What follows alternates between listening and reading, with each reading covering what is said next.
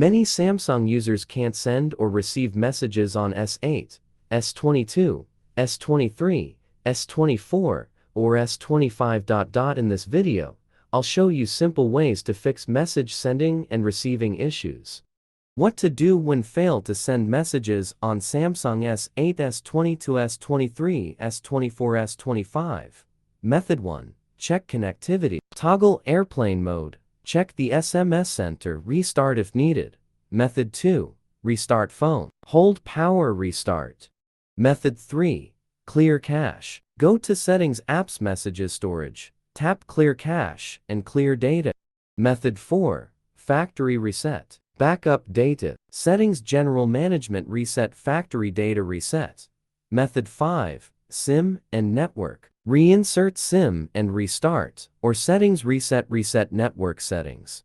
How to fix Samsung messages receiving failure. Method 1. Check the SIM card. Make sure your SIM is properly inserted. Remove and reinsert it to ensure the device detects it. Method 2. Default messaging app. Go to Settings, Apps, Default Apps, and ensure Samsung Messages is set as default. Method 3. Check contacts. Open Messages settings, block messages to see if the contact is blocked.